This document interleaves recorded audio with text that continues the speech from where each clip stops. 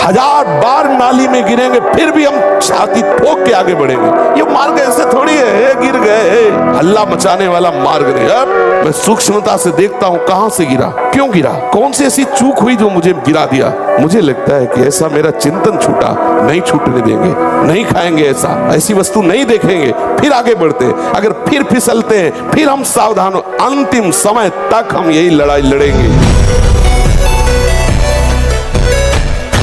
और ब्रह्मचर्य का जरूर ध्यान दो। आज व्यभिचार परायण हमारी जनता हो रही है, जिधर देखो व्यभिचार का बोलबाला है। गृहस्थ में है तो उचित ब्रह्मचर्य और विरक्त में है तो पूर्ण ब्रह्मचर्य। ब्रह्मचर्य के बिना, ब्रह्मचर्य जीवन की नींव है। गर्लफ्रेंड, बॉयफ्रेंड, अस्तमैथुन, ये वो सब नष्ट किए दे रहे अपने आप को। ये क्या है, मनुष्य जीवन का उपहास कर रहे हो। बड़े भाग मानुष तन पावा।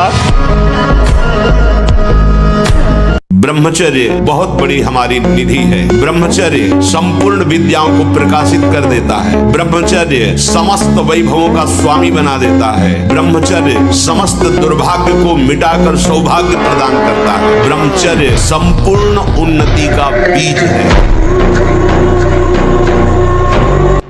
आज बच्चा बच्ची ऐसे हो रहे हैं, अपने माता पिता को पीट रहे हैं, अपमानित कर रहे हैं, मनमानी आचरण कर रहे हैं। और कह दो तो ऊपर से अंकुश आ जाए। तुम होते कौन हो कहने वाले?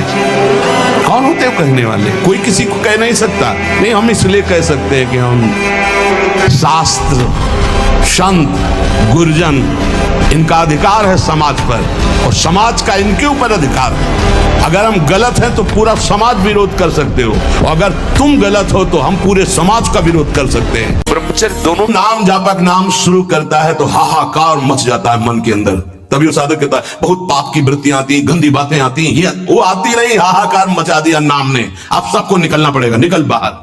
बहुत जन्म से तुम हमारे मन बुद्धि में बस करके नाना प्रकार के कुकर्माचरण कराए। अब नाम का डंडा चला तो सब भागे अंदर से। और जो साधक सत्संगी नहीं होता वो डर जाता है, अरे इससे तो अच्छा पहले था, बड़ी मौज मस्ती थी, अब तो बड़ी जलन हो रही, बड़ा गंदा विचार आ रहा है। आ नहीं रहा, अब आग लग गई, अब निर्मल शुद्ध मन होगा। अब एकाग्रता के लिए पावर चाहिए, अभ्यास का और ब्रह्मचर्य का।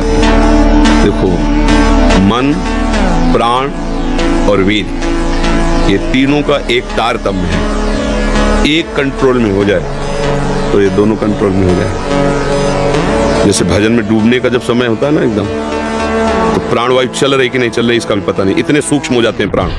मन एकदम शांत, एकाग्र, फिर कोई भोग वासना नहीं। पर कसम वो चीज होती है, प्राण भले टूट जाए कसम मत तोड़ो। जल्दी खाना नहीं, सोच विचार कर कसम खाना, और कसम की रक्षा के लिए प्राणों का चाहे भले विसर्जन हो जाए। नाम जप कीजिए, भगवान का आश्रय लीजिए और कुसंग से बचिए। ऐसे अंदर की वृत्ति गंदी आ रही है, हमें परेशान नहीं होना, मतलब ही नहीं तो बोलता रहे, मन फेंकता रहे गंदी बातें, हमें स्वीकार नहीं करना, ठीक हो जाए।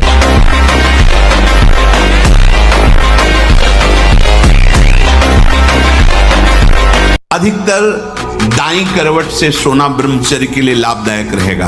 सोते समय भगवत चिंतन अत्यंत आवश्यक है। यदि आप सोते समय छूट दे दी तो गलत चिंतन उस समय जरूर होगा, और गलत चिंतन हुआ अगर सो भी गए तो धोखा हो जाएगा, और अगर जगते रहे तो धोखा हो जाएगा। ब्रह्मचर्य रहने वाले उपासक को इन बातों का ध्यान देना चाहिए। यदि कब्ज पेट में रहेगी तो बिना क्रिया के भी ब्रह्मचर्यहीन होने लगोगे।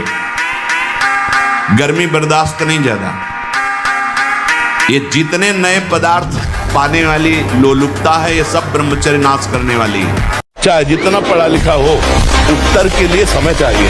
उत्तर के लिए समय चाहिए कि नहीं चाहिए? तो भाई ये एक विषय का उत्तर थोड़ी हो रहा है। आप देख रहे हो प्रश्न के उत्तर, ये पढ़ाई का उत्तर नहीं है। कक्षा 9 पढ़े गांव की, आप प्रश्न करो और पूरा नहीं होने देंगे, उत्तर भगवान पहले यहाँ फिट कर देंगे। तो हम कह रहे हैं 4 बजे उठकर हर विद्यार्थी किसी भी ग्रंथ का पाठ करे, अगर उसे कंठस्थ न हो जाए तो हमें बताओ।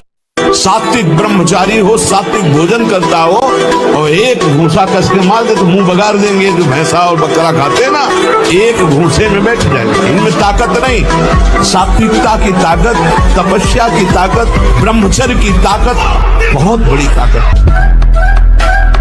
हर बात को सह जाना, तास्तिक शस्त्र भारत। जितना सहनशील होगा उतना बड़ा वो भक्त बनेगा। जब कोई इस मार्ग में चलता है तो उसके सामने इस बात की परीक्षा आती है, तुम कितना सह सकते हो। जब आपको बुरा लगना ही बंद हो जाएगा तो आपको भगवान परमानंद प्रदान करेंगे।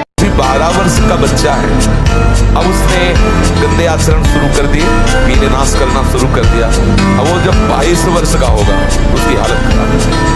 अच्छा, 25 वर्ष तक ब्रह्मचर्य रहा, फिर वो गृहस्थी में गया तो कुछ उसका गृहस्थी नहीं बिगाड़ पाएगी। तो आप तीनों पर दृष्टि डालें। आहार ठीक हो, भजन साधन से चिंतन आप अपना ठीक कीजिए और संकल्प दृढ़ निश्चय के द्वारा उन अशुभ क्रियाओं को दूर कीजिए। जो अशुभ क्रियाएं आप करते रहें तो आप सुधर जाएंगे। नहीं तो देखो कुछ दिनों बाद ऐसा होने लगेगा, आप देखना।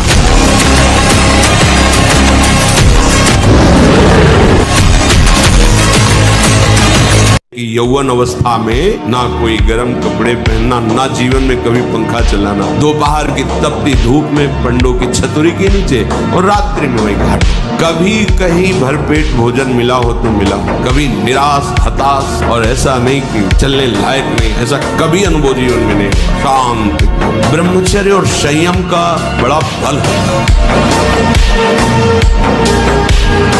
इन इंद्रियों को सीधे अनुशासन में लीजिए ना। आपका स्वरूप इंद्रियां थोड़ी है, आप इनके संचालक हैं। आपकी सामर्थ्य से सामर्थ्यवान होकर आपको बांधे हुए हैं। थोड़ा तो आनंद लीजिए प्रकृति का वार सहने का। अगर शरीर रुग्ण नहीं है, जवान शरीर हो, ब्रह्मचारी हो, आग है अंदर, सहो हर प्रकृति के वार, तो तुम्हारा बाल बांका भी कोई नहीं कर सकता। जिह्वा की तृप्ति और शरीर की पुष्टता का भाव रखकर भोजन करने से तमोगुण आ जाता है। लेकिन हम तुम्हें बताए देते हैं कि बलवान शरीर नहीं होता, बलवान आत्मबल से होता है। जो ऐसे गंदे आहार करते हैं उनकी चर्बी बढ़ती हो, आत्मबलहीन डरपोक अंदर से भय रहता है। जिनका आत्मबल बढ़ता है तो हम मान सकते हैं कि उनका शरीर क्षीण होता है, लेकिन वो परम स्वस्थ होते हैं, उनका संकल्प बल काम करता है।